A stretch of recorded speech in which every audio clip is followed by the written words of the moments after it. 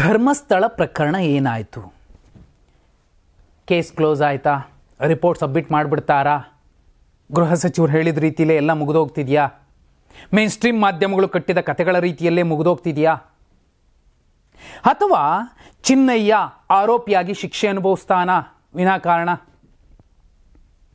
ಈ ಎಲ್ಲ ಪ್ರಶ್ನೆಗಳಿಗೆ ಉತ್ತರ ಹುಡುಕುವ ಸಂದರ್ಭದಲ್ಲೇ ಈಗ ಮತ್ತೊಂದು ಟ್ವಿಸ್ಟ್ ಸಿಕ್ಕಿರುವಂಥದ್ದು, ಅದು ಬಂಗಲೆಗುಡ್ಡದ ರಹಸ್ಯ. ಏನದು? SIT ತನಿಖಾಧಿಕಾರಿಗಳು ಇದೀಗ ಒಂದು 5-6 ವಿಚಾರಗಳನ್ನು ಇಟ್ಕೊಂಡು ಹೊಸ ತನಿಖೆಯೊಂದನ್ನು ಆರಂಭಿಸಿದ್ದಾರೆ ಅನ್ನೋದನ್ನು BLR ಪೋಸ್ಟ್ ಅತ್ಯಂತ ಸ್ಪಷ್ಟವಾಗಿ ಹೇಳ್ತಿದೆ ತನ್ನ ವರದಿಯಲ್ಲಿ. ನಾಡಿನ ಬಹುಪಾಲು ಮೇನ್ ಸ್ಟ್ರೀಮ್ ಮಾಧ್ಯಮಗಳು ಬೇರೆ ನರೇಟಿವ್ ಸೆಟ್ ಮಾಡಿ ಬಿಸಾಕದ ಮೇಲೂ ಕೂಡ ಒಂದಷ್ಟು ಯೂಟ್ಯೂಬರ್ಸ್, ಅದರಲ್ಲೂ ಮುಖ್ಯವಾಗಿ ಈ BLR ಪೋಸ್ಟ್ ಪ್ರಾಮಾಣಿಕವಾಗಿ, ನಿಷ್ಪಕ್ಷಪಾತವಾಗಿ, ವಸ್ತುನಿಷ್ಠವಾಗಿ ಒಂದು ವರದಿಯನ್ನು ಕೊಡ್ತಾ ಬಂದಿದೆ. ಅವರ ಉದ್ದೇಶನೂ ಒಂದೇ ಇರಬಹುದು, ಅದು ಕೊನೆ ಪಕ್ಷ ಸೌಜನ್ಯ ಅನ್ನುವಂತಹ ಹೆಣ್ಣು ಮಗಳಿಗೆ, ಆ ತಂಗಿಗೆ, ಸೋದರಿಗೆ ನ್ಯಾಯ ಸಿಗಬೇಕು ಅನ್ನುವಂಥದ್ದು. ಪದ್ಮಲತಾ, ವೇದವಲ್ಲಿ ಅಮ್ಮ, ವಾರಿಜ, ಯಮುನಾ ಇವರಿಗೆಲ್ಲ ಸಿಗುತ್ತೋ ಬಿಡುತ್ತೋ, ಪಾಪ ಅವ್ರಿಗೂ ಸಿಗಲೇಬೇಕು. ಅಲ್ಲಿ ನರಳಿ ನರಕ ಅನುಭವಿಸಿದ ಪ್ರತಿಯೊಂದು ತಾಯಂದಿರಿಗೆ ಸಿಗಬೇಕು ನ್ಯಾಯ. ಆದರೆ ಕೊನೆ ಪಕ್ಷ ಈ ಸೌಜನ್ಯ ಅನ್ನುವಂತಹ ಕಂದಮ್ಮನಿಗೆ ಸಿಗುತ್ತಾ ಅನ್ನೋ ನಿರೀಕ್ಷೆಯಲ್ಲಿ ಎಲ್ಲರೂ ಇರುವಂತಹ ಸಂದರ್ಭದಲ್ಲಿ ಟ್ವಿಸ್ಟ್ ಸಿಕ್ಕಿರುವಂಥದ್ದು. ಇತ್ತೀಚೆಗೆ ನಾಗಲಕ್ಷ್ಮಿ ಚೌಧರಿ ಅವರು, ಮಹಿಳಾ ಆಯೋಗದ ಅಧ್ಯಕ್ಷೆ, ಪತ್ರ ಬರೆದಿದ್ದಾರೆ ಪ್ರಣವ್ ಮೊಹಂತಿ ಅವರಿಗೆ. ಏನು ಹೇಳಿದ್ದಾರೆ? ಬರೀ ಬುರುಡೆ, ಉತ್ಖನನ ಇವನ್ನೇ ಹೇಳ್ತಿದ್ದೀರಲ್ಲ, ಆ ಅತ್ಯಾಚಾರ ಪ್ರಕರಣ ಮತ್ತು ನಾಪತ್ತೆ ಪ್ರಕರಣಗಳ ಮಾಹಿತಿ ಏನಾದರೂ ಇದೆಯಾ? ತನಿಖೆ ನಡೆದಿದೆಯಾ? ಮಾಹಿತಿ ಕೊಡಿ ಅಂತ ಕೇಳಿರುವಂತಹ ಸಂದರ್ಭದಲ್ಲೇ ಟ್ವಿಸ್ಟ್ ಸಿಕ್ಕಿರುವಂಥದ್ದು. ಏನು? ಬಂಗ್ಲೆಗುಡ್ಡದ ರಹಸ್ಯ. ಇಲ್ಲಿ ಪ್ರಣವ್ ಮೊಹಂತಿ ಅಂತಹ ನಿಷ್ಠಾವಂತ ಅಧಿಕಾರಿಗಳು, ಅನುಚೇತ್ ಅನ್ನುವಂತಹ ಪ್ರಾಮಾಣಿಕ ಅಧಿಕಾರಿ, ದಕ್ಷ ಅಧಿಕಾರಿ, ಇಲ್ಲಿ ಮಂಜುನಾಥ್ ಗೌಡ್ರ ಮೇಲೆ ಆರೋಪ ಬಂದಿದೆ. ಆದರೆ ಆರೋಪದ ಸತ್ಯಾಸತ್ಯತೆ ಯಾರಿಗೂ ಗೊತ್ತಿಲ್ಲ. ಇದರ ಮಧ್ಯೆ ಮಂಜುನಾಥ್ ಗೌಡ್ರ ಬಗ್ಗೆನೂ ಕೂಡ ಒಂದಷ್ಟು ಕಾಳಜಿ, ಕಳಕಳಿ ಇರೋ ರೀತಿಯಲ್ಲಿ ಕೆಲವರು ಮಾತಾಡ್ತಿದ್ದಾರೆ. ಅದನ್ನು ಒಪ್ಪಬೇಕಾಗತ್ತೆ. ಯಾಕಂದರೆ ಅವರು ಕರ್ತವ್ಯ ನಿರ್ವಹಿಸ್ತಿರುವಂತಹ ಆರಕ್ಷಕರು. ಒಂದು ದೊಡ್ಡ ಕೇಸ್ನಲ್ಲಿ ಅವರು ಕೂಡ ಭಾಗಿಯಾಗಿದ್ದಾರೆ ತನಿಖೆಯಲ್ಲಿ. ಇಂತಹ ಸಂದರ್ಭದಲ್ಲಿ ಚಿಹ್ನೆಯನ್ನು ಹೆದರಿಸಿದ್ರು, ಬೆದರಿಸಿದ್ರು, ಅದೆಲ್ಲವೂ ಸೆಕೆಂಡ್ರಿ. ನ್ಯಾಯ ಸಿಕ್ಕ ಮೇಲೆ ಮಂಜುನಾಥ್ ಗೌಡ್ರ ಸತ್ಯಾಸತ್ಯತೆ ಕೂಡ ಗೊತ್ತಾಗುತ್ತೆ, ಅವರು ಎಂಥ ಒಳ್ಳೆ ಜನ ಅಂತ. ಅದೇನೇ ಇರಬಹುದು. ಆದರೆ ಇಲ್ಲಿ ಪ್ರಾಮಾಣಿಕ, ದಕ್ಷ ಅಧಿಕಾರಿಗಳಿದ್ದಾಗಿಯೂ ಕೂಡ ಒಂದಷ್ಟು ಒತ್ತಡಗಳಿಗೆ ಪಾಪ ಅವಳು ಒಳಗಾಗಬೇಕಾಗುತ್ತೆ. ಅದು ಹೇಳಿ ಕೇಳಿ ಪ್ರಭಾವಿ ಕೇಸ್. ಈ ಕೇಸಲ್ಲಿ ಹೆಚ್ಚು ಕಮ್ಮಿ ಆಗಿರೋ ಸಾಧ್ಯತೆಗಳಿರುತ್ತೆ. ಆದರೆ ಎಷ್ಟರ ಮಟ್ಟಿಗೆ ಅವರು ಮಂಡಿಯೂರಿದ್ದಾರೆ ಅಥವಾ ನ್ಯಾಯದ ಪರವಾಗಿ ನಿಂತಿದ್ದಾರೆ, ರಿಪೋರ್ಟ್ ಸಬ್ಮಿಟ್ ಆದಮೇಲೆ ಗೊತ್ತಾಗುತ್ತೆ. ಆದರೆ ಇಲ್ಲಿ ಬಂಗ್ಲೆಗುಡ್ಡದ ರಹಸ್ಯ ಏನು?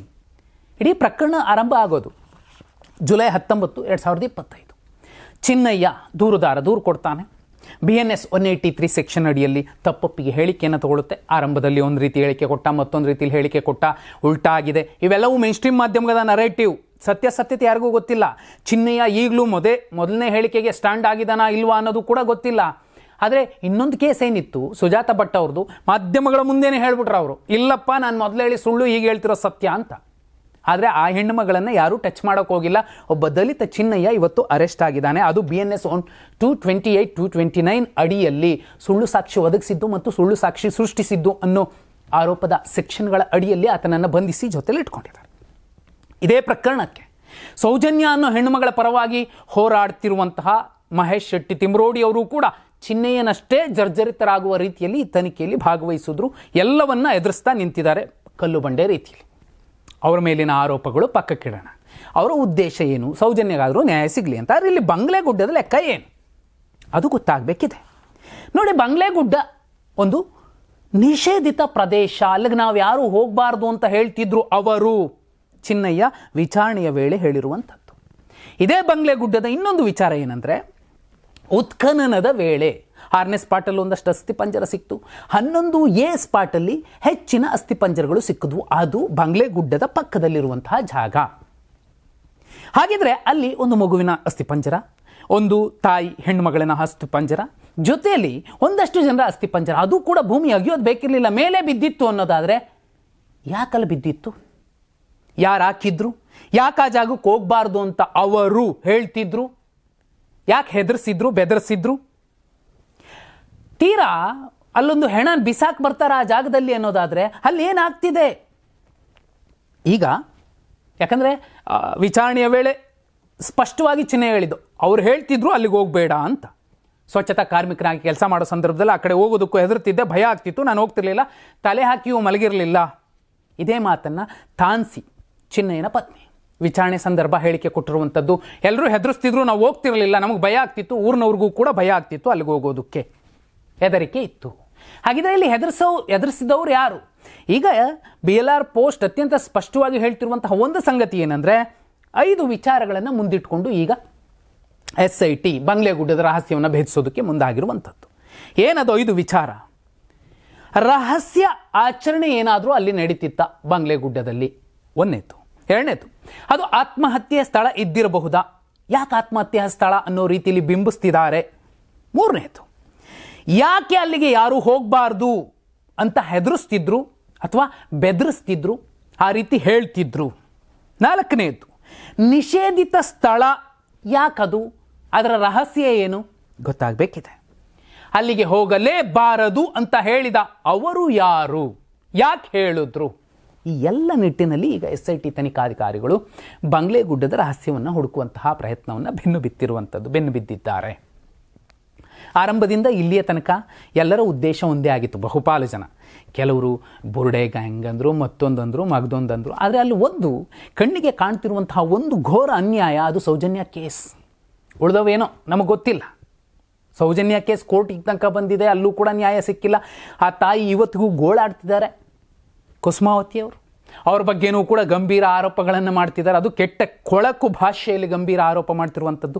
ಇದೆಲ್ಲದರ ಮಧ್ಯೆ ಕೊನೆ ಪಕ್ಷ ಸೌಜನ್ಯ ಅನ್ನೋ ಆ ಸೋದರಿಗೆ, ಆ ಕಂದಮ್ಮನಿಗೆ ನ್ಯಾಯ ಸಿಗಬೇಕು ಅನ್ನೋ ನಿಟ್ಟಿನಲ್ಲಿ ಯಾರೆಲ್ಲ ಮಾತಾಡ್ತಿದ್ದಾರೆ ಅವರನ್ನೂ ಕೂಡ ಕೆಟ್ಟ ದೃಷ್ಟಿಯಿಂದ ಅಥವಾ ಅವರನ್ನೂ ಕೂಡ ಗೇಲಿಯ ದೃಷ್ಟಿಕೋನದಿಂದ ನೋಡ್ತಿರೋ, ಮಾತಾಡ್ತಿರೋ, ಆರೋಪಿಸ್ತಿರೋ ಜನ ಕೊನೆ ಪಕ್ಷ ಆ ಒಂದು ಕೂಸು ಹೆಣ್ಮಗು ಅನ್ನೋ ಕಾರಣಕ್ಕೋಸ್ಕರನಾದರೂ ಆಕೆಗೆ ನ್ಯಾಯ ಸಿಗಬೇಕು ಅಂತ ಒಂದು ಮನವಿ, ಒಂದು ಪ್ರಾರ್ಥನೆಯನ್ನು ಯಾರಿಗಾದ್ರೂ ಮಾಡ್ಕೊಳ್ಳಿ, ಅಲ್ಲಾಗಾದರೂ ಮಾಡ್ಕೊಳ್ಳಿ, ಜೀಸಸ್ಗಾದರೂ ಮಾಡ್ಕೊಳ್ಳಿ, ರಾಮನಿಗೆ, ಶಿವನಿಗೆ, ಮಾರಮ್ಮನಿಗೆ, ಮಸಣಮ್ಮನಿಗೆ, ಯಾರಿಗಾದರೂ ಮಾಡ್ಕೊಳ್ಳಿ, ಅದು ಜಿನ, ಬುದ್ಧ, ಯಾರಿಗಾದರೂ ಮಾಡ್ಕೋಬೇಕಿದೆ. ಈಗ ಬಂಗ್ಲೆಗುಡ್ಡದ ರಹಸ್ಯ ಬಯಲಾದರೆ ಕೊನೆ ಪಕ್ಷ ಎಲ್ಲೋ ಒಂದು ಕಡೆ ಕ್ರಿಮಿನಲ್ ಅನ್ನೋವನ ಒಂದು ಹಣೆ ಬರನೇ ಅಷ್ಟು. ಎಲ್ಲೋ ಒಂದು ಕಡೆ ಸಣ್ಣ ಸುಳಿವು ಬಿಟ್ಟೋಗಿರ್ತಾನೆ. ಆ ಸುಳಿವಿನ ಜಾಡು ಹಿಡ್ಕೊಂಡೋಗಿ ಈಗ ಬಂಗ್ಲೆಗುಡ್ಡದ ರಹಸ್ಯ ಬಯಲಾದರೆ ಸೌಜನ್ಯ ಕೇಸ್ಗೆ ಹೇಗೆ ನ್ಯಾಯ ಸಿಗಬಹುದು ಯೋಚನೆ ಮಾಡ್ತಾರೆ. ಆದೇಶ ಪ್ರತಿಯಲ್ಲಿ ತನಿಖೆಯನ್ನು ಮಾಡಬೇಕು ಅಂತ SIT ರಚನೆ ಮಾಡಿದಾಗ ಇನ್ಕ್ಲೂಡಿಂಗ್ 2012ನ ಕೇಸು ಕೂಡ ಅನ್ವಯ ಆಗೋ ರೀತಿಯಲ್ಲಿ ನಾಪತ್ತೆ ಪ್ರಕರಣ, ಅತ್ಯಾಚಾರ ಪ್ರಕರಣ, ಕೊಲೆ ಪ್ರಕರಣ ಇಷ್ಟೂ ಕೂಡ ತನಿಖೆ ಆಗಬೇಕು ಅಂತ ಆದೇಶ ಪ್ರತಿಯಲ್ಲಿ ಉಲ್ಲೇಖ ಆಗಿತ್ತು ಅನ್ನೋದ್ರೆ ಸರ್ಕಾರ SIT ರಚನೆ. ಇವತ್ತು ನಾಗಲಕ್ಷ್ಮಿ ಚೌಧರಿಯವರು ಅದನ್ನೇ ಕೇಳ್ತಿರುವಂಥದ್ದು. ನಾಪತ್ತೆ ಪ್ರಕರಣ, ಅತ್ಯಾಚಾರ ಪ್ರಕರಣ, ಕೊಲೆ ಪ್ರಕರಣ ಎಲ್ಲಿ ಆಗಿದೆ, ಏನಾದರೂ ಕೊಡಿ ಮಾಹಿತಿ. ಆದರೆ ಇಲ್ಲಿ ಮೊಹಂತಿಯವರಿರಬಹುದು, ಅನುಚೇತ್ ಅವರಿರಬಹುದು, ಅಂತಹ ಪ್ರಭಾವಿ, ಪ್ರಾಮಾಣಿಕ, ದಕ್ಷ ಅಧಿಕಾರಿಗಳಿಗೆ ಬೇರೆಯವರ ಒತ್ತಡಗಳು ಸಾಕಷ್ಟು ಬಂದಿರುತ್ತೆ. ಆ ಒತ್ತಡಗಳ ಮಧ್ಯೆಯೂ ಕೂಡ ಇವರು ಇಂತಿಂಥವ್ರಿಗೆ ನ್ಯಾಯ ಕೊಡಿಸ್ಬೇಕು ಅಂತ ಎಷ್ಟರ ಮಟ್ಟಿಗೆ ಶ್ರಮಿಸಿದ್ದಾರೆ ಇಲ್ಲ ಅನ್ನೋದು ರಿಪೋರ್ಟ್ ಬಂದ ಮೇಲೆ ಗೊತ್ತಾಗುತ್ತೆ. ಈ ನೆಲದ ಕಾನೂನುಗಳಿಗೆ ಎಲ್ಲರೂ ಗೌರವಿಸಬೇಕು. SIT ಏನು ರಿಪೋರ್ಟ್ ಕೊಡುತ್ತೆ, ಕೋರ್ಟ್ ಏನು ಹೇಳುತ್ತೆ ಅದನ್ನೇ ಒಪ್ಕೋಬೇಕಾಗತ್ತೆ. ಇದರ ಮಧ್ಯೆ ಒಂದು ನಿರೀಕ್ಷೆ, ಒಂದು ಪ್ರಾರ್ಥನೆ, ಆ ಸೌಜನ್ಯ ಅನ್ನೋ ಹೆಣ್ಣುಮಗಳಿಗೆ ನ್ಯಾಯ ಸಿಗಬೇಕು. ಈ SIT ತನಿಖೆ ಈಗೇನು ಆರಂಭ ಆಗ್ತಿದೆ ಬಂಗ್ಲೆಗುಡ್ಡದ ಕಡೆ, ಭಯ ಹುಟ್ಟಿಸಿದವ್ರಿಗೆ ಈಗ ಭಯ ಆಗ್ತಿದೆ. ಏನಾಗಬಹುದು ಅನ್ನೋ ನಿರೀಕ್ಷೆ ಕೂಡ ಎಲ್ಲರಲ್ಲೂ ಇದೆ. ಆದರೆ ಒಂದು, ಸೌಜನ್ಯಗೆ ನ್ಯಾಯ ಸಿಗಲೇಬೇಕು. ಸತ್ಯಮೇವ ಜಯತೆ.